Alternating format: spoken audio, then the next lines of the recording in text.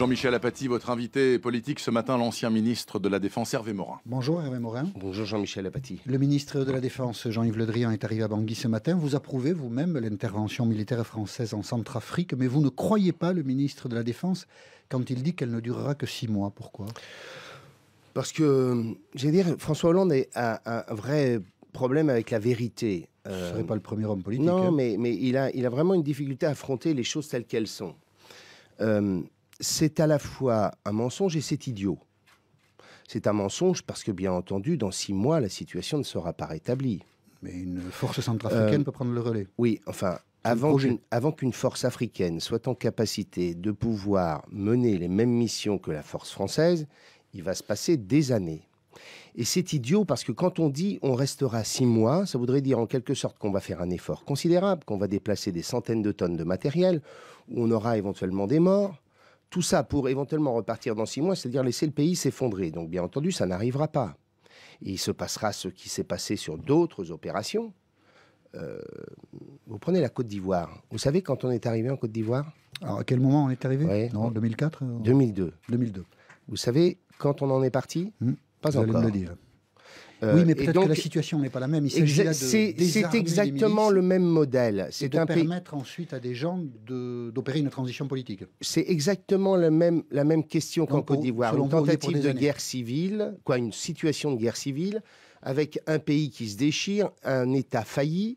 Et donc, il faut des années pour reconstruire cela.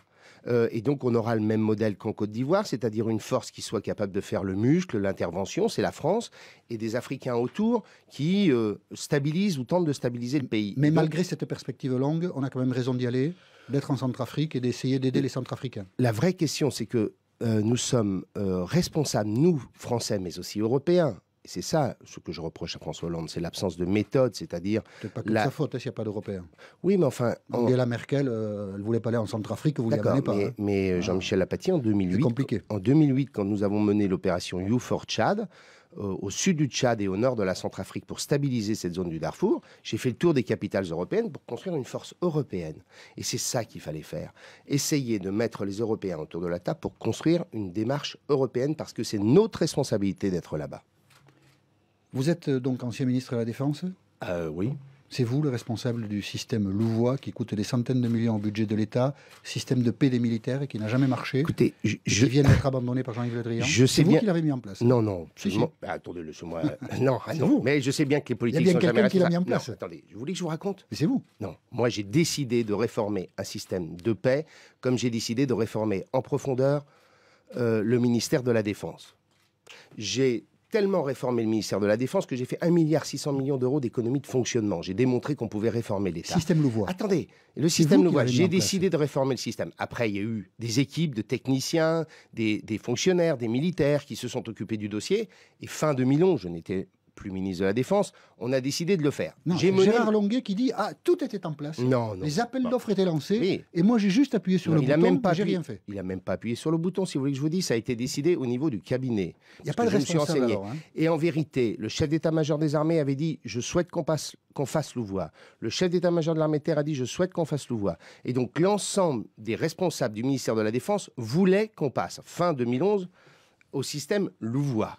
Il y avait eu des essais qui avaient été faits, ces essais étaient positifs, et finalement, le système a bugué pour différentes raisons qui seraient trop longues d'expliquer. Audit de la Direction générale de l'informatique et des services du ministère de la Défense, 8 novembre 2010. Ah, vous êtes encore ministre. Ouais, de 6 jours. Louvois est jugé en l'état, peu robuste, difficilement maintenable, difficilement. C'est pour ça que ça n'a été décidé que fin 2011. Donc il n'y a pas de coupable, il n'y a pas de responsable. Il y a des responsables, mais on ne sait pas qui. Mais en clair, il y a un sujet qui est un sujet de fond au sein du ministère de la Défense, c'est la question de la gouvernance, c'est-à-dire qu'il y a tellement de systèmes décisionnels que finalement, il n'y en a plus. Vous êtes dans l'opposition. Oui. Et vous n'éviterez pas Nicolas Sarkozy qui est de retour. Commentaire ? Le commentaire, je trouve que aborder la question d'ores et déjà du retour de Nicolas Sarkozy, c'est aborder le sujet comme il ne le faut pas.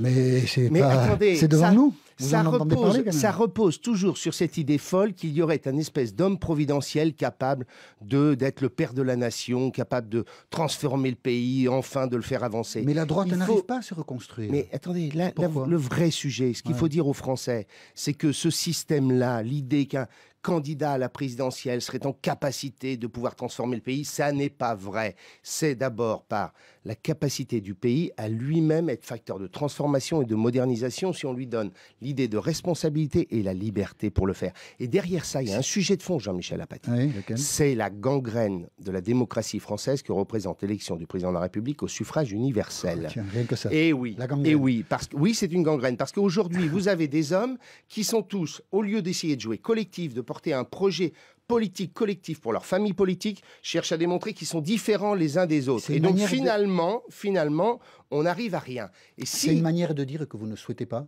le retour de Nicolas Sarkozy, pour faire simple. Non, je refuse de considérer que je refuse de considérer qu'il y aurait un homme capable tout d'un coup d'être le facteur de l'optimisme du pays, de la modernisation du pays. Je pense que c'est beaucoup plus profond que cela. S'il revient, qu'est-ce que vous allez faire ? Nous avons une construction, ça s'appelle l'alternative, les centristes, et on va essayer de faire les choses dans le bon ordre, porter un projet politique, construire une proposition pour les Français et ensuite choisir son candidat. C'est comme ça qu'il faudrait faire et non pas l'inverse. Vous l'avez vu, Nicolas Sarkozy ? Eh bien non. Il reçoit tout le monde. Mais ouais, mais pas moi. Vous vous rendez compte, je suis malheureux, c'est terrible ce qui m'arrive. Bon, allez, peut-être qu'en ayant écouté RTL ce matin, il vous invitera à Hervé Morin. Ça va être déclencheur, sait-on jamais. Bonne journée. Messieurs, je vous souhaite un très bon week-end. Merci beaucoup.